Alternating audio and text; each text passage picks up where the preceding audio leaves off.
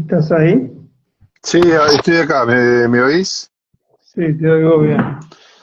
Ah, bueno, se arregló el problema de Instagram. Bueno, ¿qué hacemos? Hacemos una pequeña conversación.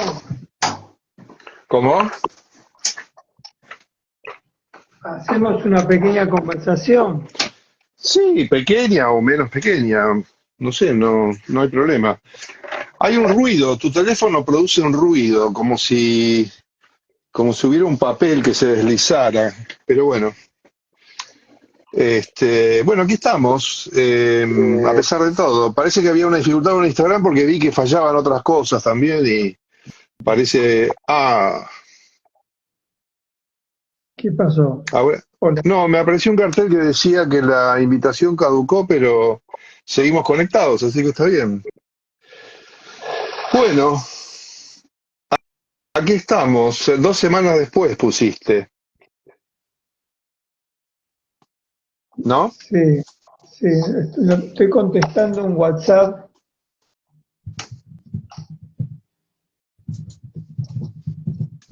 contando que la iniciamos de nuevo. Ah, bien. Bueno, bueno, fue medio estresante esto. Sí, es que estas cosas no están totalmente inventadas, no son como el teléfono cuando iba por un cable, pero también se descomponía todo, qué sé yo.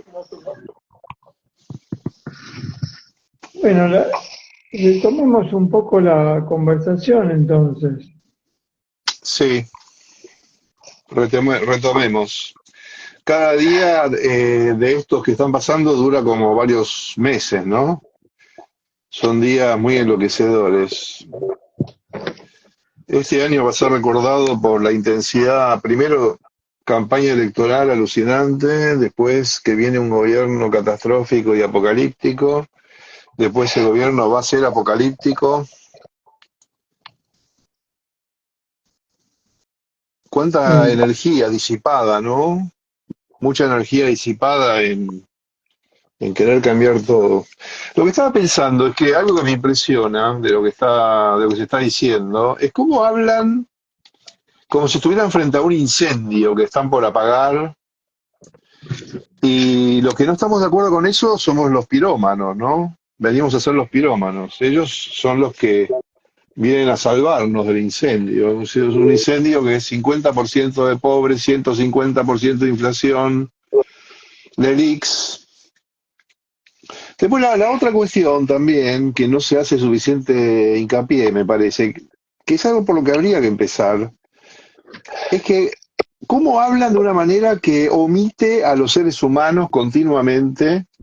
Cuando se dice de ese modo, leaks, inflación, pobres, con un número, o sea, hay unas 4 o 5 números que se dicen, más toda esa retórica economicista de Milei, que es una clase de escuela austríaca, es una cosa totalmente demencial. Yo lo que no puedo creer también es esta atmósfera demencial en que estamos sumidos, ¿no? De estar hablando de una manera delirante, o sea, es un discurso delirante, ¿no es cierto? Las LELIX, además nadie tiene la menor idea, no es que uno podría enterarse de lo que son, porque esa es otra cuestión también, ¿no? Cuando se dice que Caputo es el experto en LELIX, ¿es el experto en qué? En una especie de nigromancia, es una cosa que es como producir un eufemismo sobre una burbuja que produce una serie de consecuencias y que hay que trasladar a otra burbuja.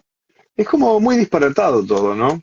Ahora, perdón, ¿no? Sigo diciendo algo. En todo este proceso, lo que está ocurriendo es un fenómeno propio de este momento del capitalismo, ese fenómeno de la financiarización, que consiste en una realidad alterna, que es una realidad de bonos y de toda una serie de transacciones virtuales que determinan la vida de la gente. Es decir, la vida de la mayoría de la gente ha sido puesta en manos de una discursividad fantástica que es desquiciada. Ahora, por lo menos uno tendría que poder decir esto, ¿no? Me callo. No, no, no, no te calles así violentamente, te estoy escuchando. Me inquieta el tono con el que estamos hablando. No sé si es un tono que quedó como contenido de la dificultad para comunicar. Yo creo que El tono excesivo.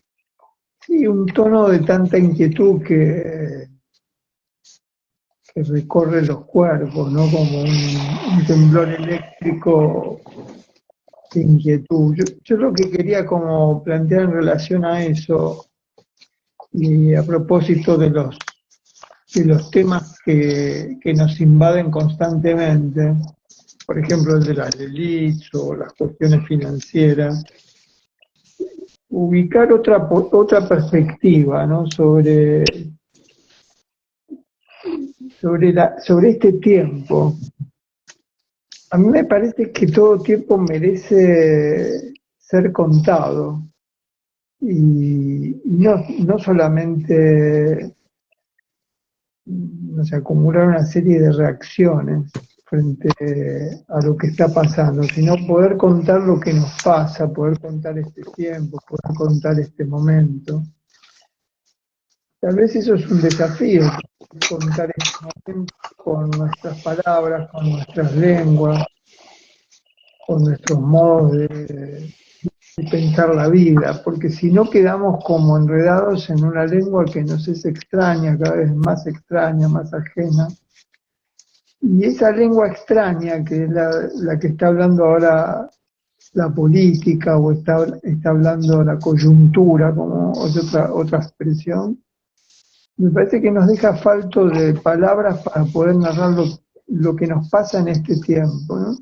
No sé cómo se hace, pero quería como comenzar planteando eso, ¿no? Que a mí me gustaría poder contar esta época y poder encontrar el lenguaje para contar esta época como este momento, este tiempo, pero también este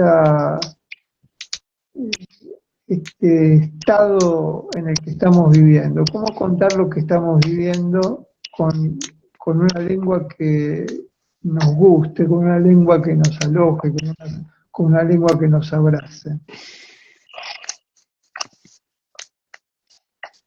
Bueno, pero tal vez eso mismo sea lo imposible, ¿no? Eh, Porque, digamos, inicié la conversación con un tono efectivamente de alarma. Ahora vos me tranquilizás, digamos, pero es una alarma frente a cómo efectivamente está siendo narrada la actualidad, ¿no? Porque está siendo narrada de una forma que desplaza a los cuerpos a una ficción eufemística, virtual, a una matematización, y eso viene ocurriendo hace mucho tiempo, ¿no? Yo creo que viene ocurriendo desde que el capitalismo pudo separar los patrimonios de los propietarios de los medios de producción, los pudo separar, los pudo proteger respecto de las operaciones del capital, ¿no es cierto? Hoy escuchaba, mira, voy a dar un ejemplo. Hoy escuchaba una entrevista que le hizo Ernesto Tenenbaum al presidente de Georgalos. Entonces, la entrevista al presidente de Georgalos era sobre cómo ve la situación tratándose de un industrial que produce una cantidad de productos de industria argentina y que se van a abrir al mundo y va a tener que competir con el mundo, o sea que eventualmente se va a arruinar. Además ya pasó en el 2001 que tuvieron que vender la marca, la dejaron de producir, después la recuperaron. Y además es interesante cómo le contestaba al industrial. El industrial justamente no hablaba como yo hace un rato, sino que hablaba de un modo completamente adaptativo. Es decir, bueno, veremos cómo hacemos, y usaba toda una serie de términos técnicos sobre cómo adaptarse a la situación, porque lo que estoy viendo es que hay una imposición de ese tipo de lengua en este momento, ¿no? Es una lengua de la componibilidad de los días que están por venir, ¿no? Algo ¿Qué así. sería, qué sería componibilidad? gobernabilidad, resolución de cuestiones sin mayor conflicto. Cada semana cambia el tono, ¿no? Es decir, la primera semana hubo un tono para avisarnos que iba a venir una situación catastrófica, y ahora el tono es el tono del, ¿viste? El capitán del avión cuando habla tranquilizadoramente. Ahí hay una lengua, ¿no? La lengua, siempre me impresionó la lengua de los comandantes de tripulación de vuelo, cuando le hablan a la cabina, a los pasajeros. Hay un estilo con que hablan. Vos estás en medio del aire, a punto de morir, porque esa es la condición esencial del vuelo, ¿no? De que estás en el aire, y todo eso puede estallar en cualquier momento.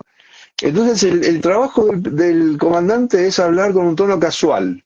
Es un tono casual impostado, entrenado, protocolizado, algoritmizado, ¿no? Es un tono técnico. Hay buen tiempo, se prevé que en los próximos minutos hay algunos vientos que van a venir del norte, pero todo está muy bien, el sol brilla. Supongo que todos quienes hayan volado habrán escuchado ese modo de hablar, que es un modo de hablar de alguien que te conduce por el infierno, ¿no? No, a mí me... Un guía turístico del infierno hablaría así: acá hay una gente incendiándose, que está sufriendo, después acá hay otros suplicios frente a la izquierda. Es el tono del guía turístico, ¿no? Vos decís que estamos recibiendo un tono así, como si el comandante de vuelo nos estuviera conduciendo por el infierno y nos dice Claro. con un tono protocolizado cuál es la temperatura. Es que yo creo que eso es la gobernabilidad, porque esta gente, que es una gente desquiciada, venía con un tono sádico: ustedes van a sufrir, van a morir todos, y cómprense un generador. Y entonces el sistema político, la institucionalidad, que tiene una inercia, que tiene una estructura, les aporta el tono conversacional del comandante de vuelo, ¿no? Sí, sí. Lo tremendo es habituarnos a ese tono protocolizado del comandante de vuelo y también a toda la lengua que invade desde, porque vos planteás a un periodista que le hace una entrevista a un fabricante de golosinas. Eh, a mí me gustaría, yo insisto, ¿no? ¿Cuál es la lengua con la que nosotros podemos pensar el presente, ¿no? Acá alguien pone un tono desafectivizado, sí, es un tono sin afectación, como un tono anestesiante, como si nos amasaran, Anestesiante. Es un tono sí, anestesiante. como lo que planteaba Marshall McLuhan de el mensaje que masajea para adormecer la sensibilidad. Claro. Este, eso hecho, realizado de un modo sofisticado. Pero te quería compartir algo que a mí me parece que por lo menos me hizo bien para pensar. Ayer vi la película de Aki Kaurismäki, que se tradujo acá como Hojas de Otoño, un director finlandés que hizo una película que ganó el Festival de Cannes ahora en el 2023. Y para mí quisiera introducir esto en la conversación. Es una historia de amor entre vidas lastimadas en una Finlandia también fría y desafectivizada, como se decía recién acá, protocolizada. Pero en el medio de eso se abre una historia que recuerda la provisoria ilusión del amor. En el fondo de esa historia hay permanentemente radios como de la década, si bien la película está filmada en el 23, pero aparece como si estuviera ocurriendo en el 2024. Pero todo el tiempo hay escenas que podrían ser de la década del 50, sobre todo porque hay una escena de una habitación donde vive una de las protagonistas que escucha una radio de la que es de la década del 50 o del 60, por el tipo de aparato. Cada vez que prende la radio se escuchan las informaciones protocolizadas de la guerra en Ucrania. Yo pensé que, bueno, ese ruido de fondo, que es la información sobre la guerra, los bombardeos, las distintas acciones, ¿no?, de terror de la guerra, son como una música de fondo, ¿no? Me parece que esa película me sacó de la lengua, de ese tono, introduce otra lengua, otro lenguaje, ¿no? Un lenguaje de imágenes, un lenguaje, por ejemplo, la soledad está planteada en una escena donde la protagonista nos muestra que tiene un solo plato y un solo juego de cubiertos, que no tiene prevista, en su vida no está prevista la posibilidad de una conversación o de una escena en ese cuarto, en ese ambiente único. Algo así quiero compartir. ¿Estás ahí, Alejandro? Bueno, se fue a alejar. ¿Se está escuchando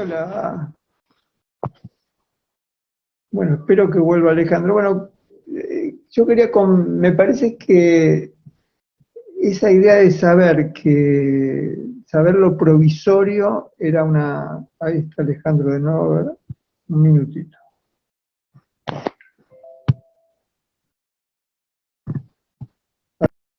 Ahí está ingresando de nuevo.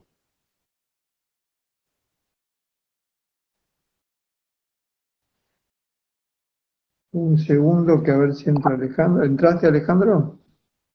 Sí, espera un momento que tengo que conectar algo.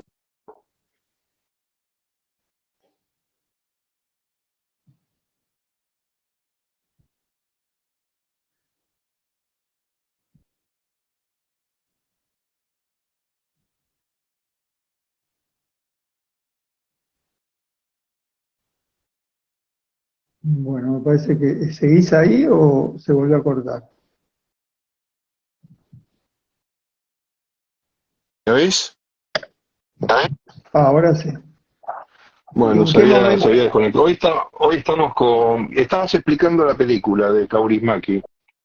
La guerra en Ucrania, el tono protocolizado con que hablaba de la guerra de Ucrania. Y me impactó eso, ¿no? Bueno, sobre todo me impactó, tal vez ahora que lo estamos hablando, la posibilidad de otra lengua, ¿no? La lengua del cine es una lengua muy minimalista, hay muy pocos diálogos. Podría ser una película, si querés, muda, porque todo está dicho con las imágenes. Es como si recuperé algo de la lengua que me gustaría para contar este tiempo, ¿no? Me gustaría una conversación que sea como esa película, que muestre este momento, pero no repitiendo esos lugares que nos irritan, que nos lastiman, que nos dejan como hablando una lengua extraña, o tal vez la lengua del infierno, cuando vos decís esa remisión al infierno, ¿no? ¿Cómo es la lengua del infierno? Ahí es una lengua que lastima, que nos lastima pensarnos con esa lengua, ¿no? Pensarnos con la lengua de la inflación, pensarnos con la lengua del presidente electo, pensarnos con la lengua de esas figuras que empiezan a circular en este momento y que inundan el lenguaje periodístico, ¿no? Una lengua la lengua de la película, hay una escena que quisiera contar de la película. El protagonista, está muy presente el tema del alcohol en la película, ¿no? En los bares y el alcohol. Y el alcohol es tal vez es la figura del acompañamiento, la contención y el adormecimiento. En un momento el protagonista, que bebe mucho, que tiene mucha sed, dice que no le gusta beber, que beber tanto lo deprime. Entonces el amigo le dice, bueno, entonces no bebas más. Es que si no bebo, me deprimo. Y entonces el amigo le contesta, bueno, es un razonamiento circular.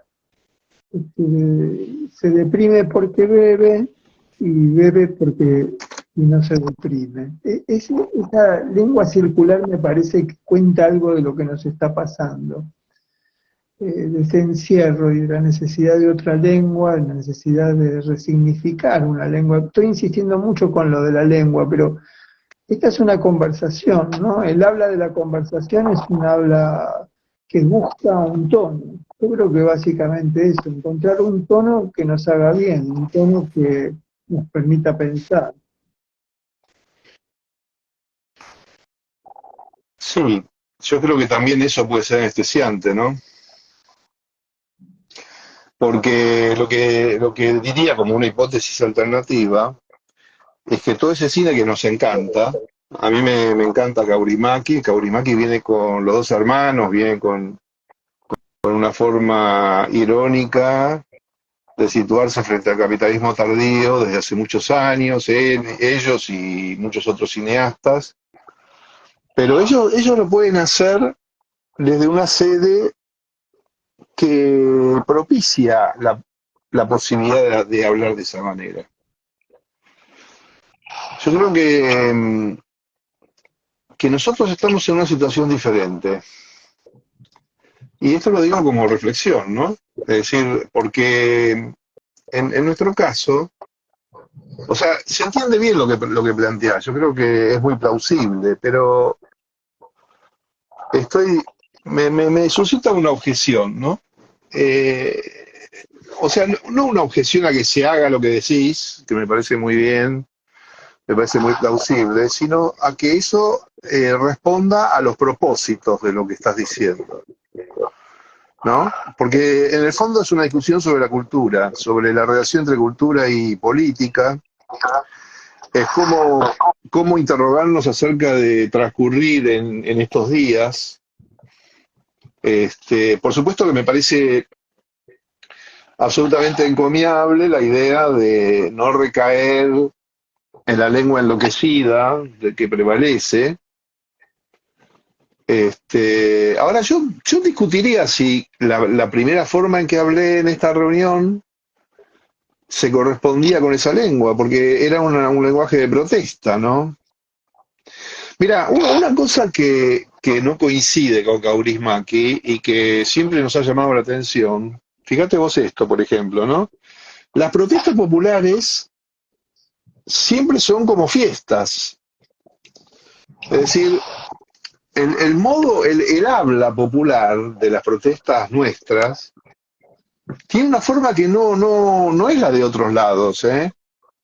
El bombo, la alegría, o sea, esa es una aparente contradicción que en una conversación como esta creo que conviene retomar, ¿no? Pues inclusive en los próximos tiempos, cuando haya una protesta, va a tener también esas características, no tiene la forma de la intimidación. ¿Viste el rugby de Oceanía? No creo que es el australiano o el Nueva Zelanda, que sigue un ritual maorí que es muy desagradable, es muy machista y muy desagradable, como es étnico, es políticamente correcto, pero es profundamente desagradable porque son gritos de guerra completamente intimidatorios, de horror masculino, ¿no? No es así como se expresan nuestras protestas populares, para nada, no tienen nada de violencia, son como una fiesta.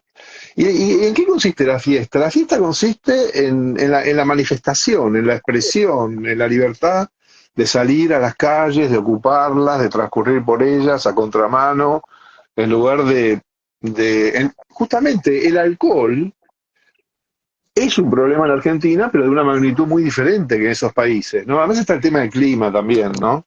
Pero en Finlandia es un problema gravísimo, donde la gente se embrutece y se anestesia, se alcoholiza, No, ¿no?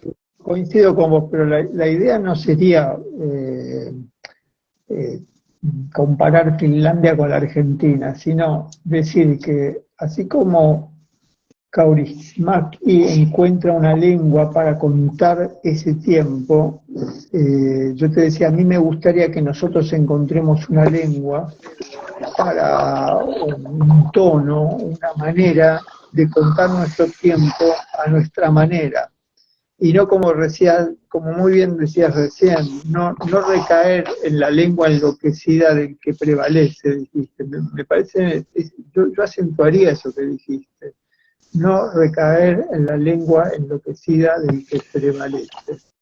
No Pero caer, yo creo sería, que, ¿no? que esa lengua no es solo el tono, es también el modo en que describe lo que ocurre.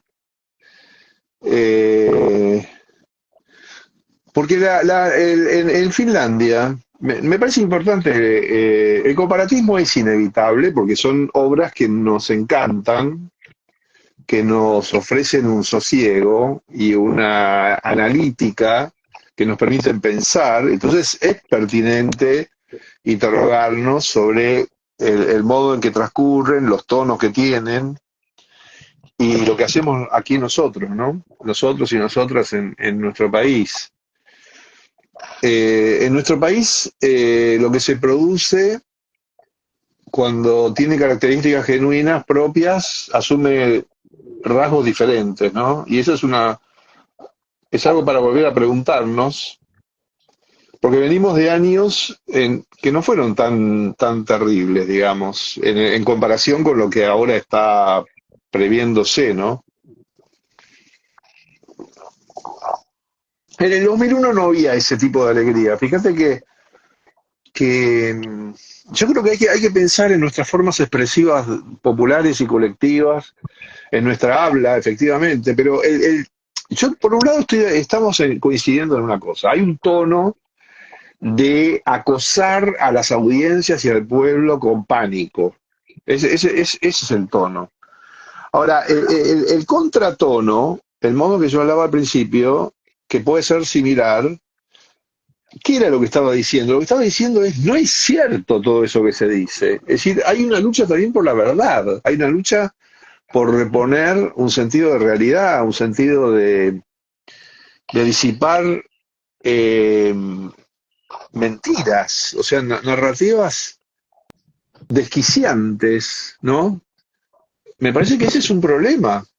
Yo creo que ese problema no lo tienen tanto en esos otros países, en donde hay estabilidad, hay ciertas cosas que funcionan, hay una cierta predictibilidad, todo eso ahora puede estar en crisis, pero por eso lo de la Argentina funciona como experimentos abismales, ¿no? Lo que pasó en el 2001, años después, fue argumento de una película de ciencia ficción que proyectaba lo que había pasado aquí al futuro de ellos, que era la crisis bancaria. En Years and Years, años y años, esa serie inglesa, donde hay un estallido atómico, hay un transhumanismo, hay un montón de cosas ficcionales, de ciencia ficción. Dentro de esa misma ciencia ficción aparece que los bancos no entregan los depósitos y la gente hace una manifestación contra los bancos, y eso acá se ocurrió.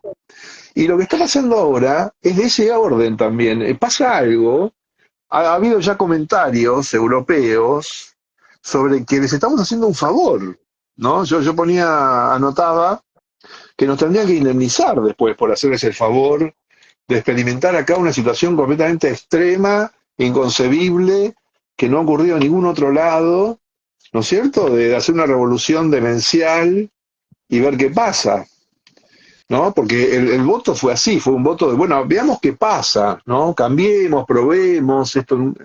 O sea, me duele la cabeza, bueno, me corto la cabeza a ver qué pasa. Quiero decir, hay algo extremadamente urgente y catastrófico que es inestable y nuestra actitud es muy determinante. O sea, estamos en la inminencia de una situación de decisión. Por eso yo creo que la lengua finlandesa o artística, digamos, lo extendería a la lengua artística. La lengua artística es como la filosofía, ocurre a posterioridad de los acontecimientos. ¿No? Me parece que ese es un punto importante, como el psicoanálisis también.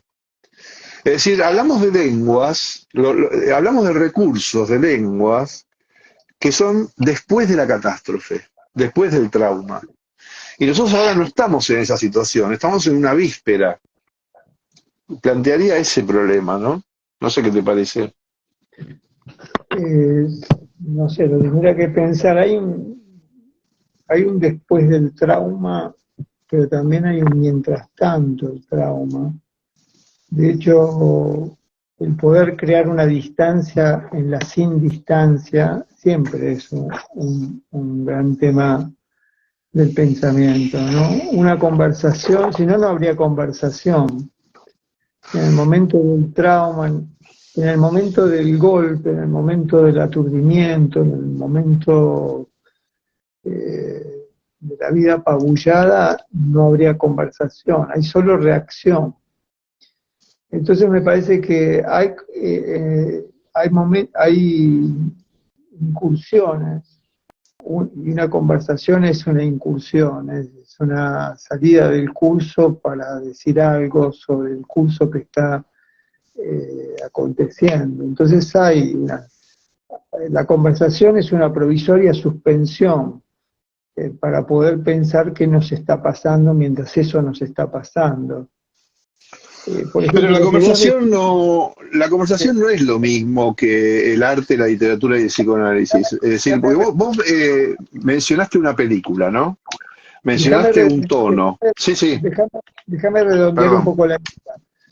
porque yo lo que quería decir, cuando vos decís que hay un tono en el que se acosa a las audiencias con pánico, eso a mí me sirve para pensar que lo que estoy sintiendo se llama acoso. Ponerle ese nombre me parece que libera el sentimiento del solo consumo de ese sentir. Un sentimiento que sabe que es consecuencia del acoso, empieza a establecer una distancia.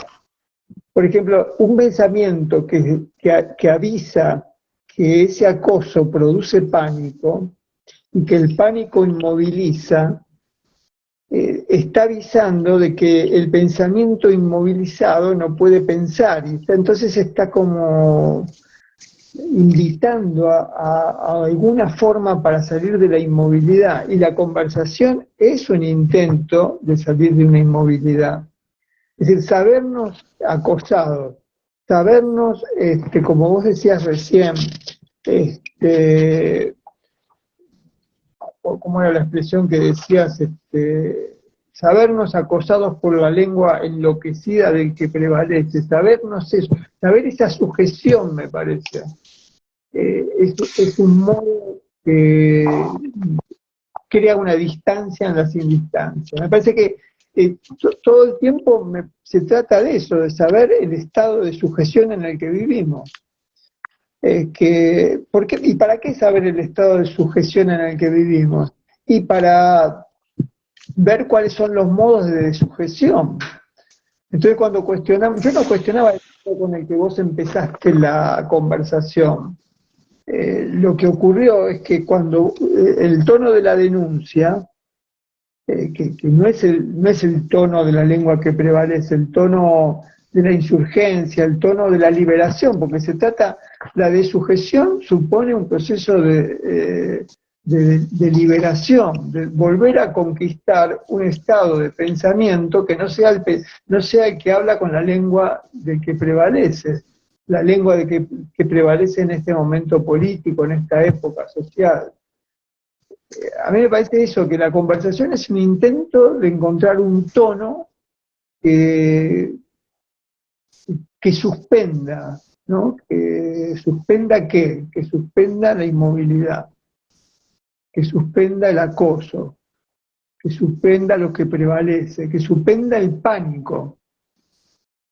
Por eso la fiesta es un modo de exorcizar el pánico, ¿no?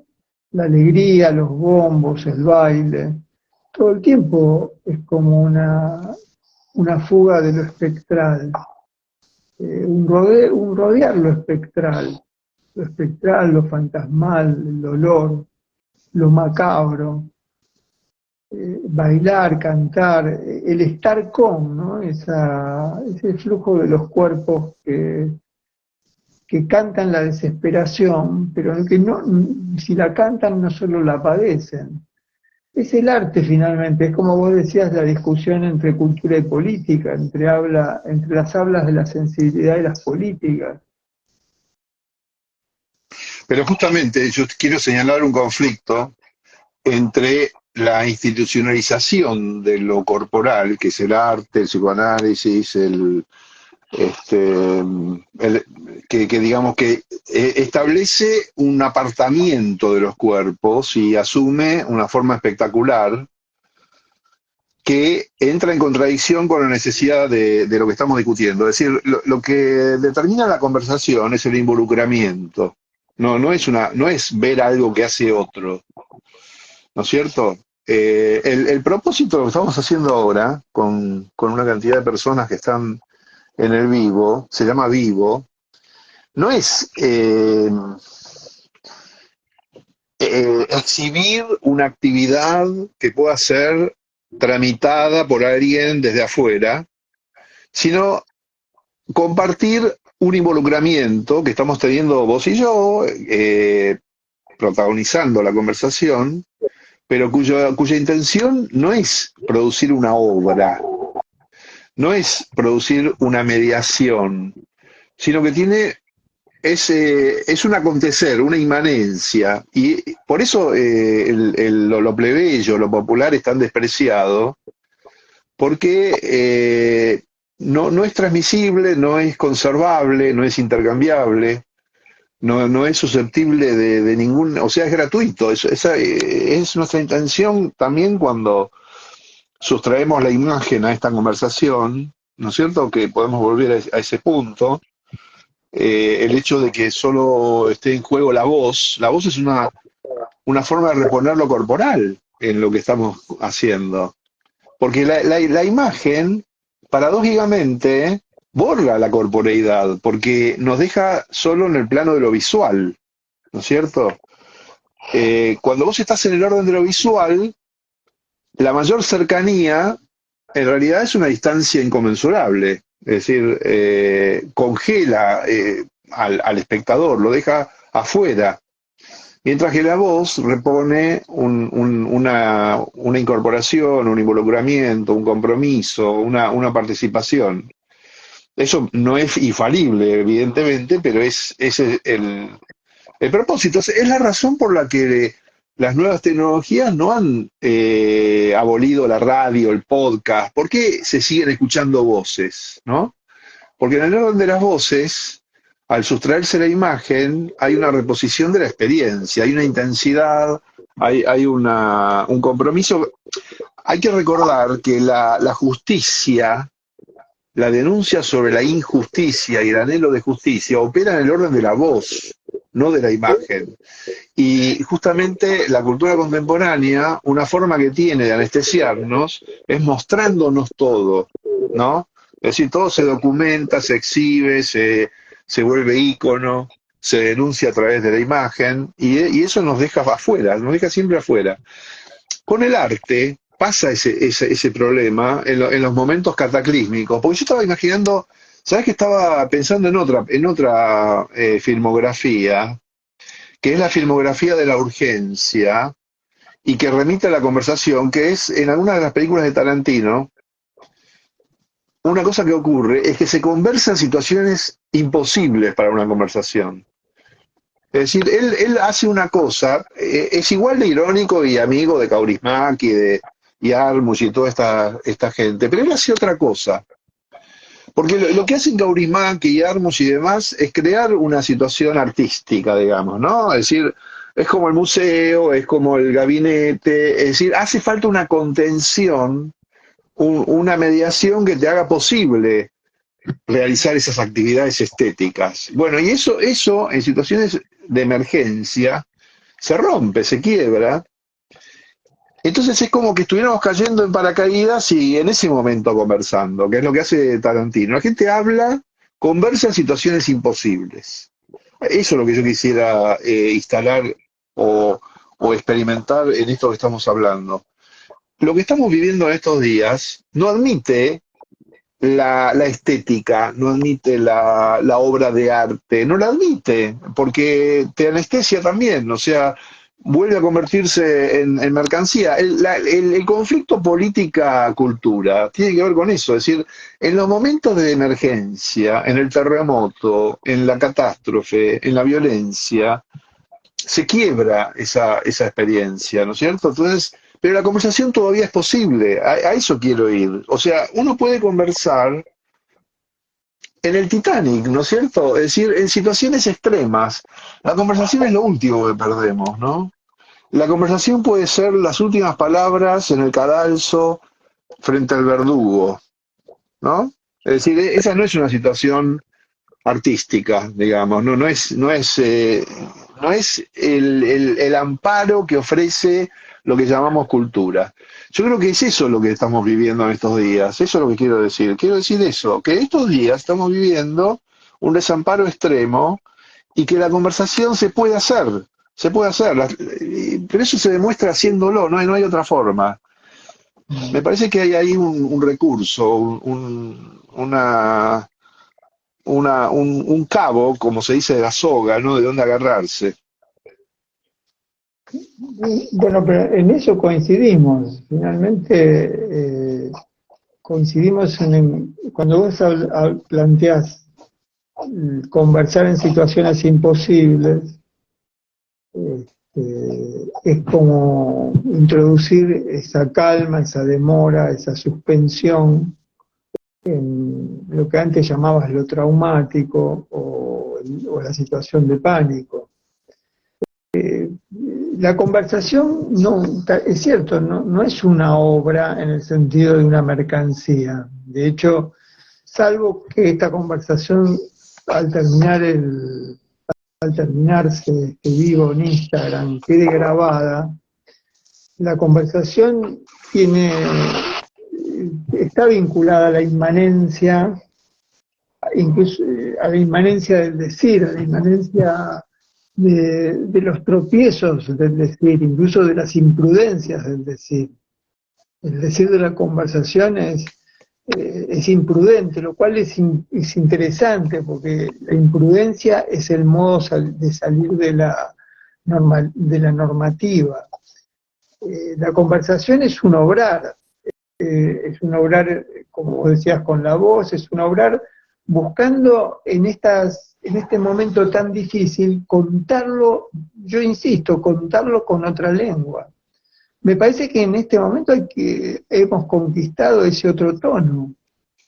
Pero por eso yo remitía a esa entrevista que le hacía Ernesto Tenenbaum al presidente Georg Galos, porque Ernesto Tenenbaum, con su estúpida idea de que él está en el centro y abarca toda la sociedad y puede hablar con todos y le preocupa todo y todo es conversable y todo es racionalizable.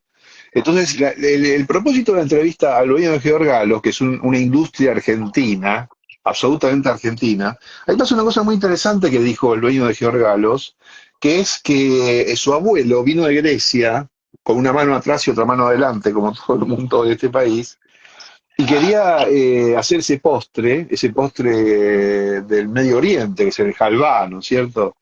Pero eso se hace con sésamo.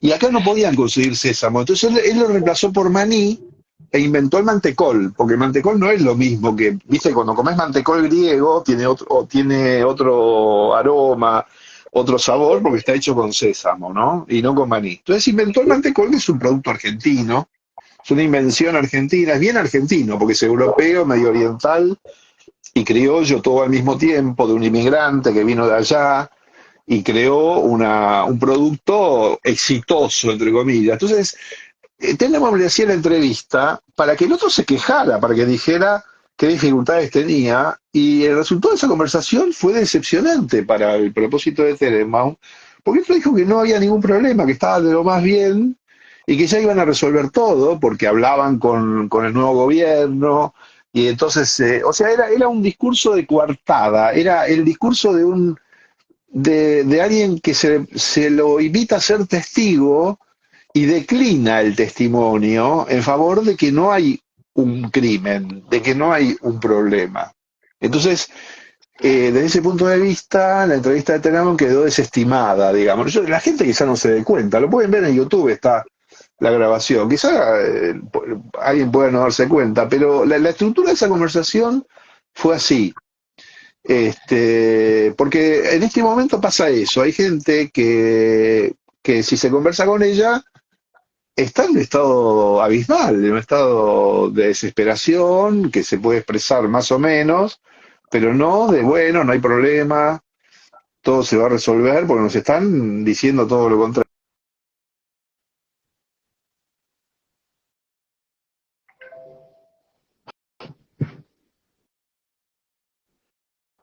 Hola, me parece que se cortó. ¿Se sigue escuchando o se cortó la transmisión?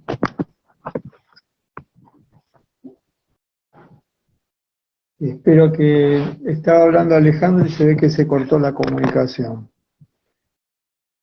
Podría aprovechar para discutir con Alejandro en ausencia. En este punto no sé bien cuál es la... Me están contando que se escucha. En este punto no sé cuál... me perdí un poco sobre lo que quería plantear Alejandro. Eh,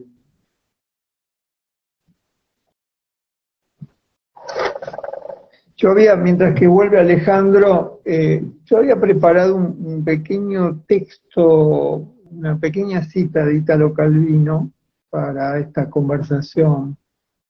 Me gustaría que vuelva Alejandro para compartirla con él. Es una cita que está al final del libro Las ciudades invisibles, eh, y que me parecía que tiene que relación con lo que Alejandro suele plantear, que es muy inquietante, y hoy lo volvió a plantear cuando decía que asistimos a esa escena en la que en el avión donde el comandante nos cuenta cómo es el clima con un tono de protocolizado. Porque es una cita sobre el infierno. Sigo esperando a ver qué pasa con Alejandro.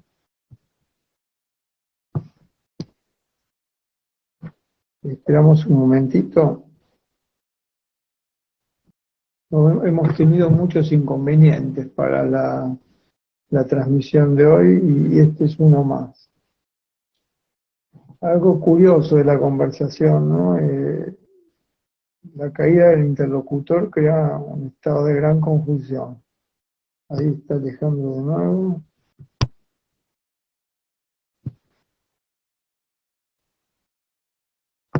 Está entrando, así que esperamos un segundo.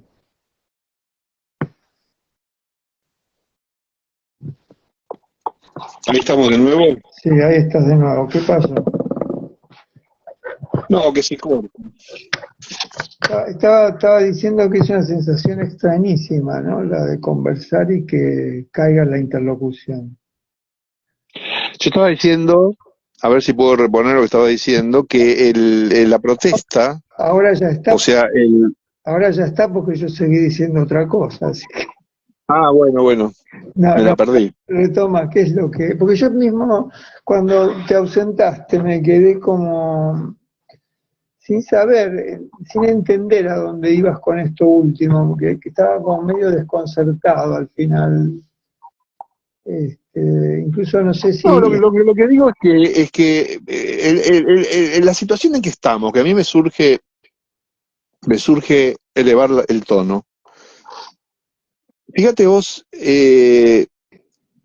la situación viste que los condenados a muerte en Estados Unidos se llama Pasillo de los Muertos o algo por el estilo. Viste que hay unas celdas especiales donde están los que tienen condena firme de ejecución y están como en un lugar de espera, ¿no es cierto? Eso tiene un nombre que creo que es, porque lo llama muerto vivo, ¿viste? Muerto vivo camina hacia la ejecución y entonces están en espera en unas celdas especiales, ¿no? Y después otra cosa que recordé, porque esto tiene que ver con las narraciones. Vos mencionaste a Kaurismäki y yo lo confronto con estas otras narraciones. Lo de Estados Unidos es una narración, es algo que vemos en películas de ficcionales o no ficcionales, sobre situaciones de extremas, digamos, ¿no? De padecimiento, de sufrimiento, ¿no? Y hay otra escena cinematográfica también de sufrimiento que son las ejecuciones de ISIS, que supongo que drogarían a las personas que estaban tranquilamente esperando que las decapitaran, ¿no? Yo creo que estamos en una situación de ese tipo. Eh, Ahora, la diferencia, ¿cuál sería? Cuando no hay otro remedio que ser ejecutado, la dignidad impone una suerte de silencio pasivo, porque no hay modo de salir de esa situación, ¿no? Es la situación del aniquilamiento. Bueno, yo creo que no quiero aceptar eso para nosotros en este momento, porque lo que nos está pasando es eso.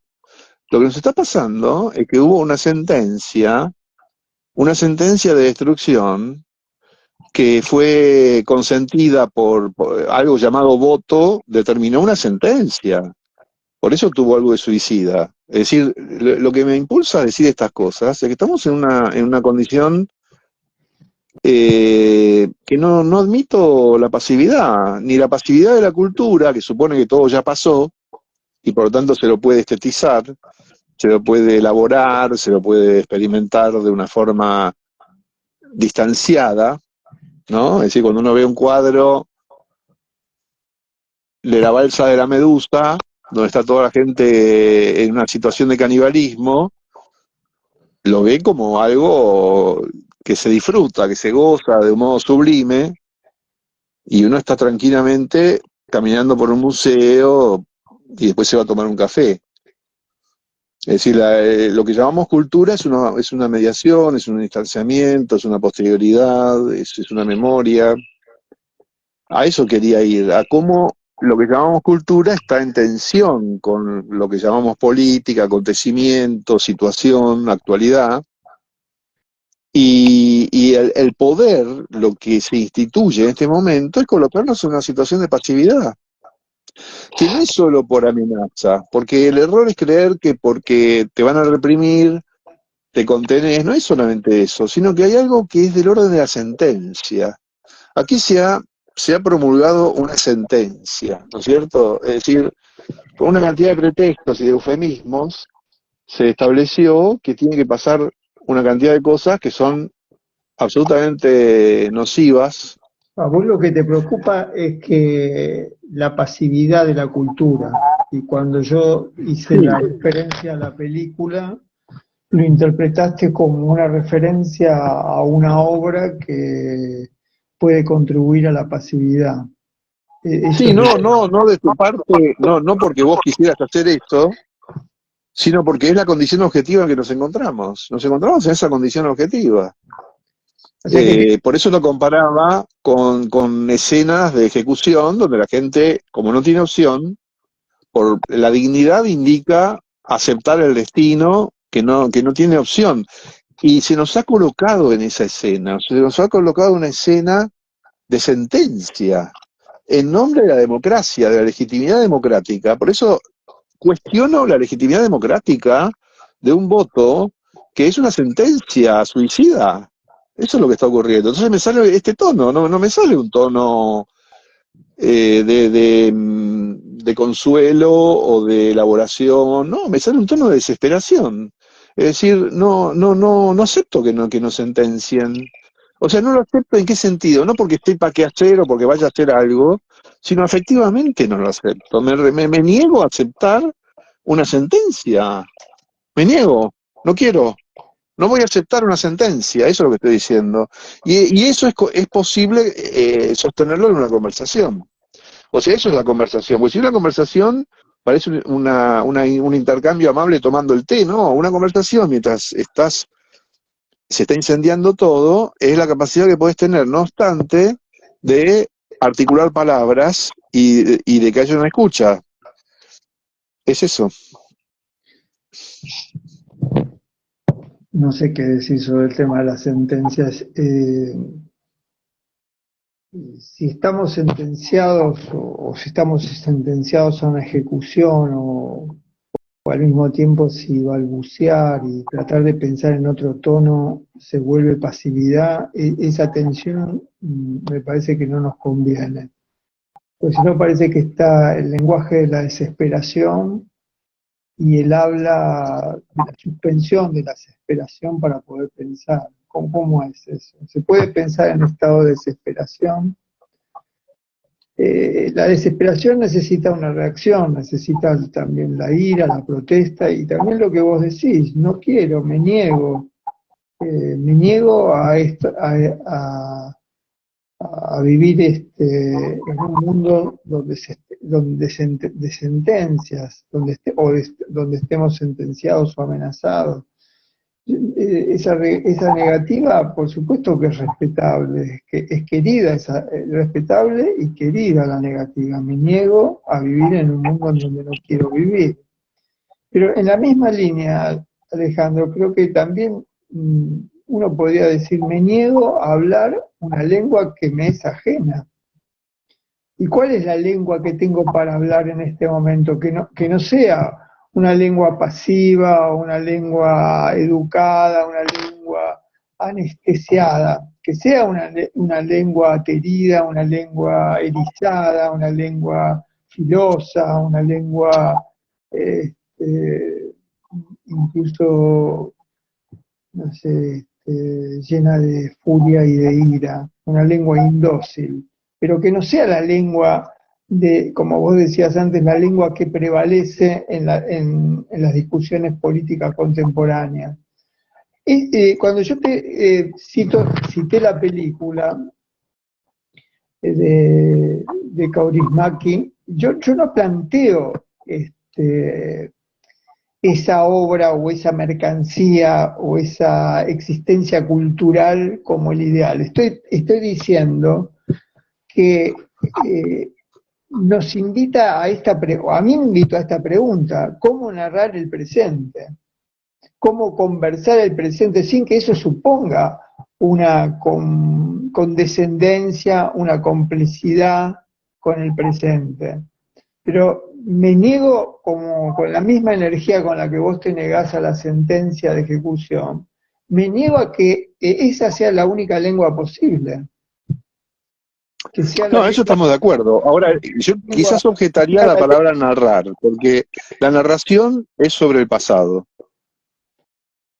bueno, narrar el presente, justamente, es decir, es la suspensión, ¿no? Del devenir vertiginoso para decir qué me está pasando.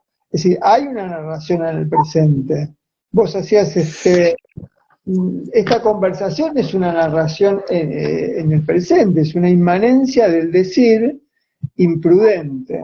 Todo, es decir, el presente. Ahora, El decir en el presente es imprudente, está lleno de disrupciones, de descontroles, de cosas que se dicen de más, de un momento en que la lengua habla sola. Esta no es la narración del pasado, es la puesta en acto de una narración del presente. Es la, está bien, eso es, me parece admisible. es la entrega. Es el habla entregada a una irrupción sin control. Es un decir que va más allá de lo que se está diciendo. ese es un descanso provisorio en la confianza de esa palabra que puede irrumpir en la conversación más allá de lo previsto. Más allá, y lo previsto son los estados de sujeción. Por eso me parece que la conversación es una ensayística en acto de la desujeción. Es decir, es De acuerdo. partir de que comenzamos a hablar en un estado de sujeción. Empezamos a hablar con una lengua extranjera. Empezamos a conversar llenos y apabullados de informaciones que nos inmovilizan en la cabeza, que forman parte de nuestras pesadillas. Empezamos a hablar así.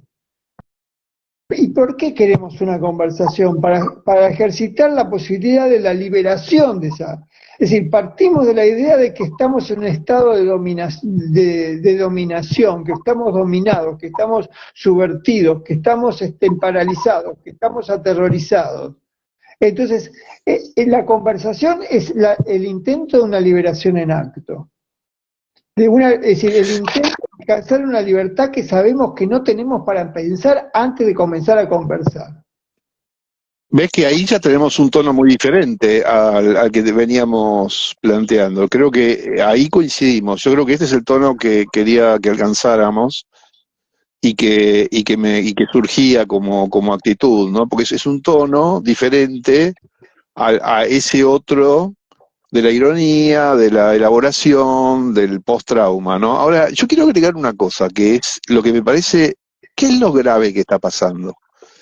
Porque es como decir, ¿qué es lo que está pasando?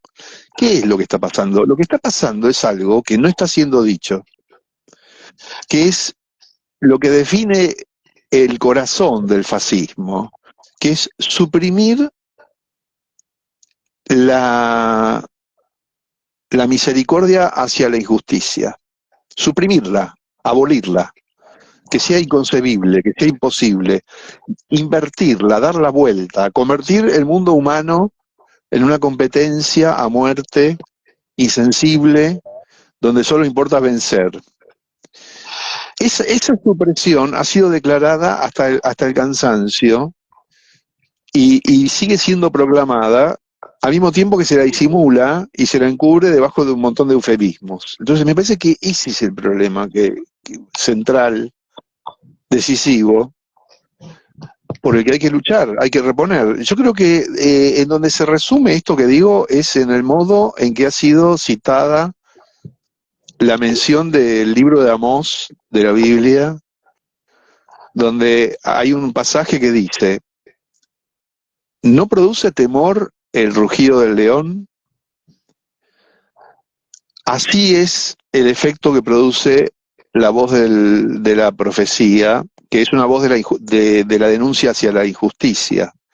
La denuncia hacia la injusticia no produce miedo, todo lo contrario, es una voz de la debilidad, de la precariedad, es una voz que anhela ser salvada, y el cotejo que se hace en ese pasaje es entre algo que es indiscutible, como es el miedo que produce el poder, y cómo esa debilidad puede producir una fuerza capaz de oponerse al rugido del león. Y este sentido ha sido completamente invertido, dado vuelta y ocultado. Es decir, se toma de esa metáfora la primera frase para decir todo lo contrario. Y yo creo que eso sintetiza lo que está pasando. Y tenemos que hablar de eso. Tenemos que hacernos entender respecto de eso, de qué es lo que está ocurriendo. Es decir, lo que está ocurriendo es un hecho de supresión de la humanidad, de supresión de la sensibilidad, de la afección, de la solidaridad, del afecto, ¿no? De todo lo que nos reúne como seres humanos. Eso es lo que está ocurriendo. Y eso no se está diciendo. Y es muy difícil de decir. Ahí me parece que está una cuestión que la podemos decir, podemos hablar de eso, ¿no? Sí, sí, me quedé pensando en la palabra misericordia, que es la compasión ante un sufrimiento, ¿no? Acá sería, no sé cómo la quisiste usar, ¿no? Porque dijiste suprimir la misericordia ante la injusticia. Mira, tanto Nietzsche como Spinoza distinguieron entre una compasión genuina, que es esta que mencionamos, y otra impostada, que sería una falsa compasión. Y algo que ha ocurrido en la cultura de las últimas décadas es que se ha olvidado esa distinción y se ha aceptado estar en contra de toda compasión, como si fuera algo malo.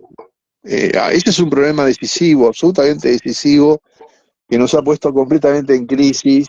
Entonces la compasión, la misericordia solo se puede entender irónicamente y se ha tapado el manantial, la fuente de esa sensibilidad, ¿no es cierto? Eso ha hecho la cultura, ¿Y por qué eso ha hecho usas la filosofía. compasión y no afectación ante la injusticia?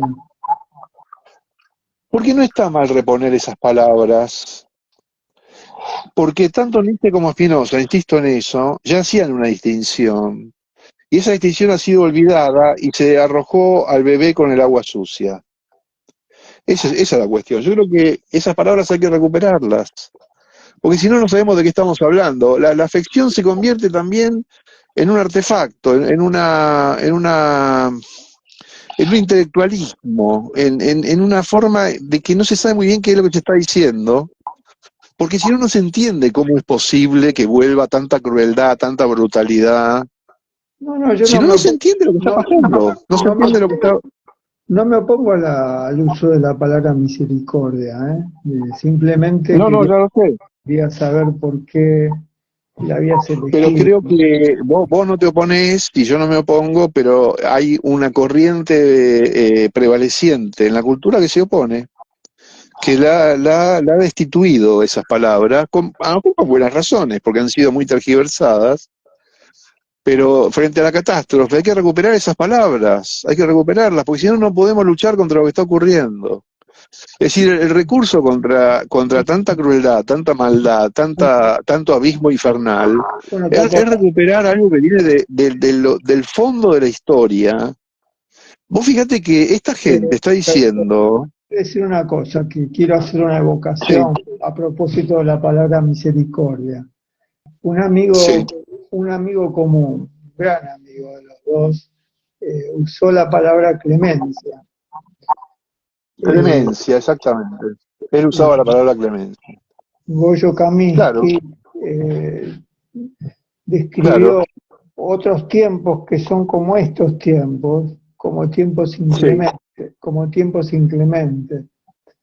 No exactamente, podemos dudar de la sensibilidad espinociana que tenía Goyo y claro. la decisión del uso de la idea de clemencia, ¿no? La idea de Ahora, a mí clemencia, la no me idea de, gusta decir sensibilidad espinociana, tal vez porque se ha tergiversado, o sea, los nombres propios bueno, son... pero Alejandro, No, Goyo Goyo no, no, eh, Goyo no. hizo la recepción de Spinoza antes de que Spinoza se volviera moda.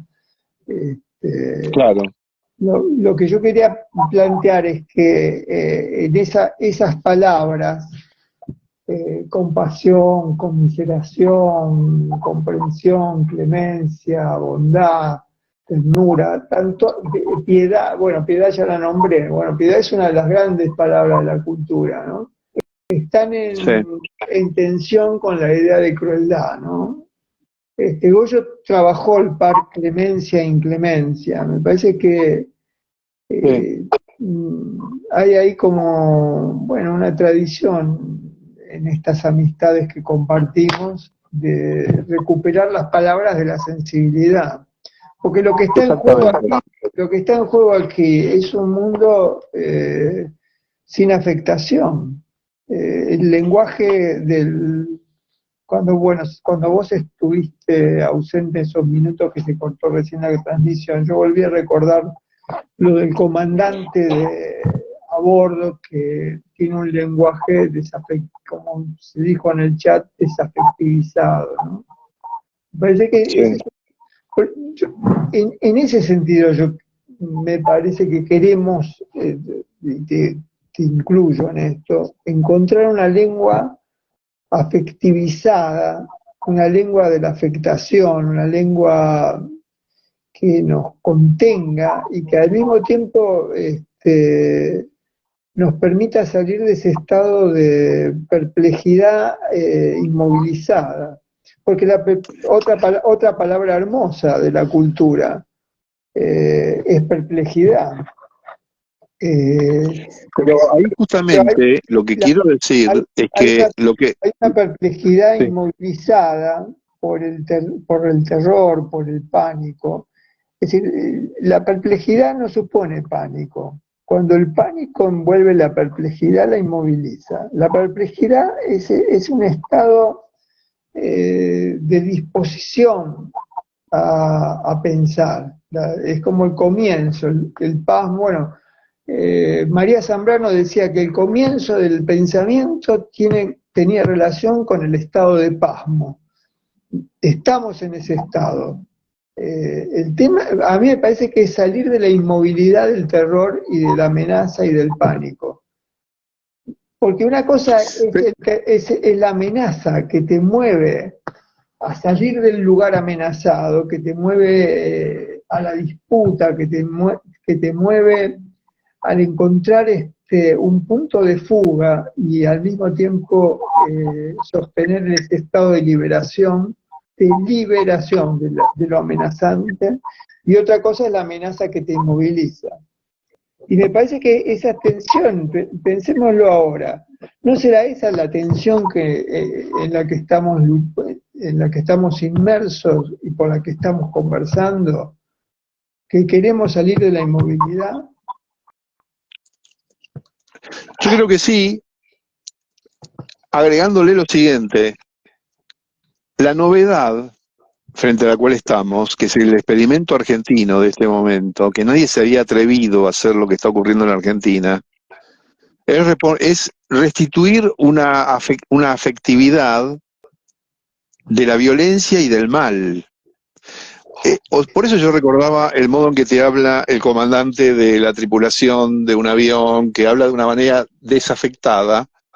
Lo que reintrodujo este personaje es la afectividad, pero en el sentido de la crueldad, porque cada vez que se lo interroga dice no, porque es apasionado, porque defiende sus ideas. No, lo que introdujo es una violencia cruel, inmisericordia, inclemente, brutal, de destrucción, de que gane el más fuerte y que los demás se mueran. Eso es lo que está ocurriendo, y la gente adhirió a ese discurso, porque a lo que se adhirió es a eso, que estuvo presente todo el tiempo. No hace falta escuchar los argumentos que son técnicos y nadie entiende, sino lo que efectivamente se ha estado diciendo estos últimos años, todo el tiempo, y que se permitió que se dijera y fue generando una suerte de bola de nieve, y que es el discurso del Coliseo Romano, el discurso del Coliseo Romano. Entonces, contra eso, el único recurso que nos propone la historia de la cultura y de las luchas populares y sociales es la voz del requerimiento de justicia. Y esa voz, en las sociedades contemporáneas, se ha eufemizado, se ha protocolizado también, se ha vuelto instrumental, se ha vuelto administrativa, ¿no? Y entonces hay que reponer las palabras que se han perdido. Por eso yo, cuando decía Spinoziano, se usa esta palabra como una marca de autoayuda, ¿no es cierto? Entonces, las palabras, reponer las palabras significa reponerlas en su condición enunciativa, no como la remisión a un producto o a una biblioteca que requiere ser leída para entender lo que se está diciendo, que es una forma desviada de lo intelectual. ¿No es cierto? Hay una forma de lo intelectual. Eso también pasa, una conversación pública intelectual, y lo que hace es dar clase, es una conversación escolar, pedante, ¿no es cierto?, soberbia, que coloca al interlocutor en la ignorancia, en el desposeimiento, ¿no es cierto? Mientras que una lengua una poética del lazo social, de la comunión, de la justicia. Es algo que sea comprensible, no porque sea simple, porque no es simple, ¿no es cierto? Es un trabajo es un trabajo poético, discursivo, político. El ensayo intenta hacer eso y por algo se ve continuamente tergiversado, ¿no? Pero me parece que para poder decir todo esto hay que primero caracterizar lo que está ocurriendo. Lo que está ocurriendo es una oscuridad, es una oscuridad infernal, ¿no es cierto? Es eso que en las ficciones se representa como la noche, ¿no? Como una noche ominosa, donde palabras que no son admisibles, se dicen palabras que no son admisibles. Una palabra que fue usada de este modo todo el tiempo es quebrar. El que no puede producir productos de menor precio y mejor calidad, quiebra. Y quebrar es morir, es romper, es destruir. Es una palabra inmisericordia, inclemente. ¿No es cierto? Un procedimiento de la vida en común, donde la quiebra es un criterio de existencia, sin Estado, es el infierno. Eso es el infierno. Así nomás. Es lo que está pasando en Estados Unidos, donde cada vez hay más gente en la calle, en estado alucinatorio, viviendo en carpas. O sea, estamos entrando en un mundo absolutamente infernal. Y eso hay que decirlo de un Hablando de modo afectado. Hablando del infierno, pues, tengo una cita para que terminemos la conversación, que es la cita de Italo Calvino al final de Las ciudades invisibles, que, que como recordarás, dice que el infierno de los vivos no es algo por venir, que hay uno y que existe y que es el infierno de todos los días. Y que hay Sí. y que hay dos maneras de no sufrirlo. La primera dice, es fácil, es aceptar el infierno y volverse parte de él hasta el punto de dejar de verlo. Bueno, en relación a eso hay una cosa que pusieron en el chat. Pero espera, y la segunda dice, es arriesgada y exige atención y aprendizaje continuos. Buscar y saber reconocer quién y qué en medio del infierno no es infierno y hacer que dure y dejarle espacio. ¿Eso de dónde proviene lo que estás diciendo? Es uno de los párrafos finales de Italo Calvino en el libro Ah, está bien, sí, perdón. Las ciudades No, porque invisibles. me distraje porque en el chat Marufag, la usuario Marufag pone misericordia y no justicia, es el lema de la congregación de las monjas del Colegio de Misericordia de Flores. Bueno, está señalando una tergiversación de esta palabra, ¿no? Que justamente eh, manifiesta los problemas que estamos discutiendo. O sea, si la misericordia es una concesión que se hace desde el establecimiento de lo injusto, no es lo que pretendemos, ¿no? Es decir, es incluso todo lo contrario.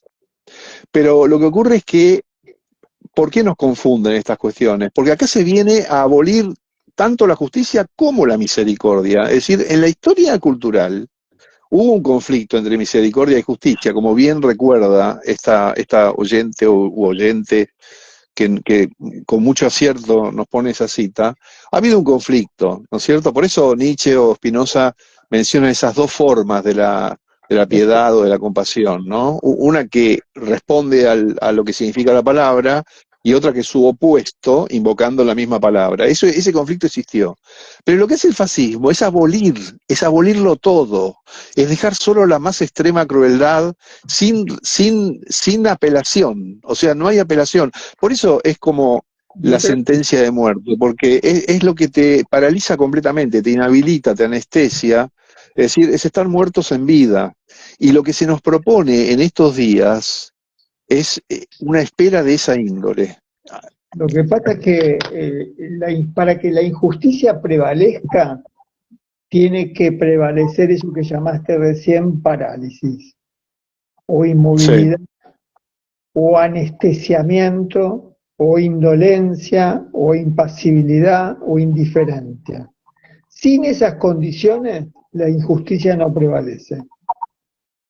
Entonces me parece Para que lo cual, lo que está en juego aquí es el lenguaje de la afectación, de una afectación igualitaria y no la afectación de la caridad, no la afectación de la dádiva, de la dádiva, de la dádiva. La afectación, una afectación indócil, una afectación rebelde, una afectación que sabe la sujeción. A mí me parece que eso es muy importante, porque parálisis, anestesia, indolencia, indiferencia, impasibilidad son modos de la sujeción. Y me parece no, pero hay un problema que estoy tratando de decir que tiene un matiz con respecto a lo que estás diciendo. Vienen a suprimir también la dádiva, también la caridad. Porque quiero decir lo siguiente, que me parece decisivo. La caridad, la dádiva, todo eso que consideramos negativamente en la modernidad, suponen una obligación. Es el tema de Levinas, suponen una obligación. Es decir, yo si soy rico, no obstante, tengo una obligación irrenunciable frente a quienes están en condiciones de necesidad o de pobreza. Y lo que vienen es a suprimir eso, vienen a suprimir también eso, vienen a suprimir todo ese debate. Entonces básicamente, no hay obligación. La idea de libertad que plantean pero es básicamente, liberarse de la obligación, liberarse de la obligación. Es una idea radical, es una idea revolucionaria en el sentido fascista de la palabra. Y eso no lo estamos entendiendo. bueno, No lo pero estamos entendiendo. Eso es lo que me desespera. Que no estemos entendiendo que vienen a suprimir toda obligación con cualquier otro, con cualquier otra. Y eso es una radicalidad nueva. bueno, pero la obligación que se está suspendiendo, que se quiere suprimir, es la de la justicia social. Y bueno, es lo mismo. No, no hay Pero lo cuando decimos justicia social, no, porque en términos convencionales, justicia social es un término administrativo. no es administrativo. Es una de las grandes, es uno de los grandes sintagmas de nuestra cultura política.